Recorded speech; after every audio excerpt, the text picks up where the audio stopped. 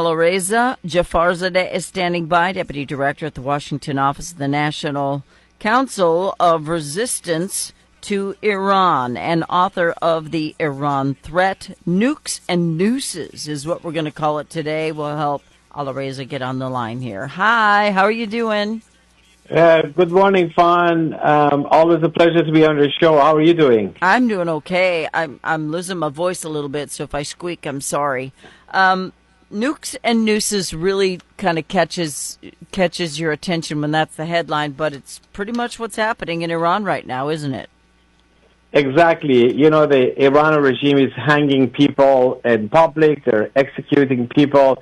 Just in 2024, over 1,000 executions have taken place of prisoners, some of them political prisoners and people who were caught during the protests against the Iran regime. There is a nationwide desire for change in Iran. Since 2018, there have been 9 rounds of major uprisings in all 31 provinces of Iran. People have rejected this regime. Now, in order to stay in power, the regime does 2 things. First, killing its own people, going after the dissidents, going after the organized opposition, put them in jail and executing them, creating an atmosphere of fear. But outside of Iran, they're relying on the exports of terror. They're the world's leading state sponsor of terrorism, and the regime has been supporting their proxies in the whole region. They've been developing nuclear weapons, and the nuclear weapons is actually is meant to serve the purpose of guaranteeing the survival of this regime. So these two are the 2 sides of the coin. Developing nuclear weapons externally, killing their own people internally. That's why both the outside world and the people of Iran have a common interest to end the rule of the clerics and establish freedom, democracy, and non-nuclear, non-belligerent republic form of government in Iran. And you know what's sad? The media in this country says that Trump is over there trying to force Iran to become a democracy and the people don't want it and blah, blah, blah. And that's not true. They crave freedom. They want freedom. But if they try to fight for it, they kill their family. I mean, that's the best way to shut you up, isn't it? Well, exactly. You know, there's a very deep-rooted desire for change and for democracy in Iran. People stood up to the Shah's dictatorship that preceded the mullahs, and because the Shah had a secret police savak, had a single-party rule, was very repressive. People overthrew that, but then the mullahs, the clerics, came out of nowhere and stole the leadership of a genuine revolution for change and turn things even worse. But what happened is that the people are learning from all of that and saying, we're not going to give up on our right and our desire for freedom. And they're chanting the slogans now saying, death to the dictator, death to Khamenei, who is the supreme leader of the current regime, death to the oppressor, be it the Shah or the supreme leader, rejecting any form of dictatorship, saying freedom and democracy is the prospect. And they're paying the price for it. You know, tens of thousands of people have been executed for their political beliefs because they stood up against the regime. Women are in the forefront of the fight against the Ayatollahs. Actually, the organized opposition, the National Council of Resistance of Iran, is actually headed by a female, a woman. There is a generation of women leaders who are saying that, we're not going to agree to or tolerate the misogynist behavior of the Iranian regime. And that's why, even though just in the summer of 1988, as many as 30,000 political prisoners, mass majority of them belonging to this movement, were executed by the regime, hoping that this will eliminate and uproot any voices for dissent. It didn't. It just backfired, and things are getting worse for the mullahs, and the prospects has never been so bright for the people of Iran, because the regime is getting weaker and weaker in the region. They lost their ally Assad in Syria, their proxies, Hezbollah in Lebanon, the Houthis in the Yemen, the Shia militias in Iraq, and the rest of them. They have been badly shattered. Now is the time to see a big change in the region. Imagine once you have a free Iran, a democratic Iran, a non-nuclear republic Iran, what a difference it will make, not just for the people of Iran, but for the whole region. Mm-hmm. And because the Ayatollahs have been the head of the snake of war and terror in the whole region, and that's why the solution is ending the rule without the need for boots on the ground, foreign boots on the ground, or money. The people of Iran are doing it themselves. All the U.S. need to do is to just recognize their right for change and their right to confront the Revolutionary Guards, who are the terrorists, and bring about change. And that's why we're so hopeful that given all the circumstances that have changed over the past year and a half in the region, inside Iran, in Europe, and in the United States, this is the time for change, and this is the time for accountability for the clerics ruling Iran. And America thinks what the news tells them. They think that the people of Iran are dancing in the streets saying, death to America, death to America. There probably are some of those, and they'll find them, and they'll show them, and they'll say that's everyone, but that's not the case.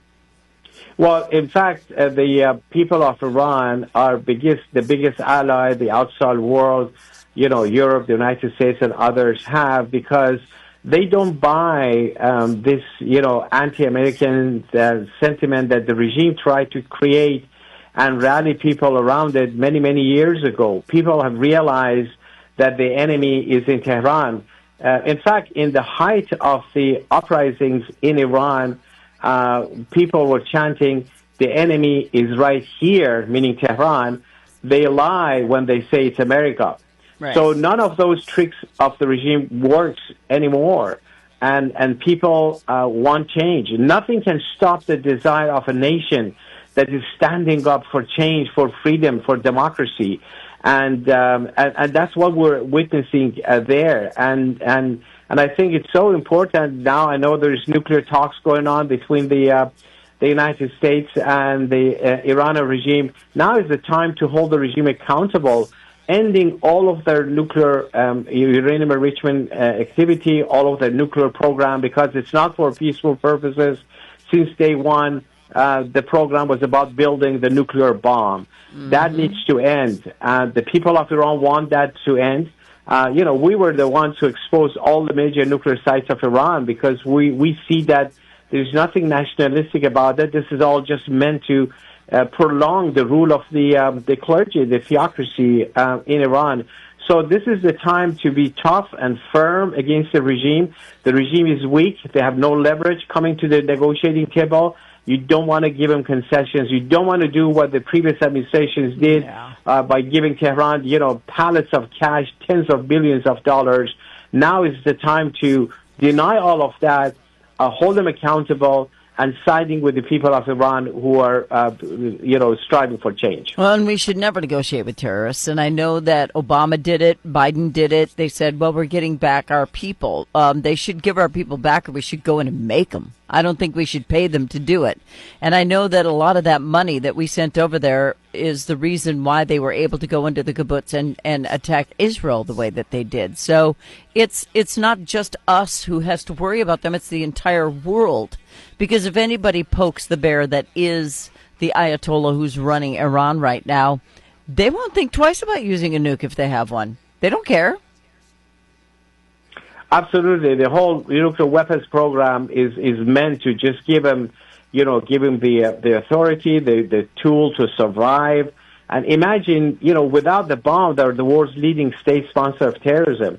Mm-hmm. And they're spending a huge amount of money on their nuclear program and funding their terror proxies. They spent at least $50 billion in Syria to keep Assad in power. At least $2 trillion has been spent on the nuclear weapons program of the Iran regime. And that's why the people of Iran are suffering. Iran is not a poor country. We have the second largest oil and gas reserves combined in the world. Yet 80% of the population in Iran live below the poverty line. Where does the money go? It goes to the Revolutionary Guards. It goes to funding terror and in developing nuclear weapons and building those missiles that can target, Western nations and their, neighboring countries. That needs to end. And that's why, the people of Iran and the Western nations have a common interest to end the rule of the clerics in Iran. Yeah, but how do we do that? Because we don't want another war. I know we can keep choking them, their ability to do deals with other countries so that the economy crumbles, but that hurts the people too, and that worries us a little bit. But I know that you were the guy who kind of pointed out things back in 2002, said, this is what's going on here. Everybody needs to pay attention. And now it's 2025, and we're still chasing their tail. Well, that's a good point that you raised, Fawn, because inside Iran, there is a very extensive, powerful, organized opposition that has been, the same movement that exposed the nuclear sites. They're the engine for change. They have what they call resistance units, mostly young people, many of them female, who are confronting revolutionary guards, burning the pictures of the Ayatollahs, acting as engine during the protests, showing the people of Iran that this regime is not 10 feet tall, that this can be brought down the same way that dictator Assad, with all the support they had from Russia and the Iran regime, they fell.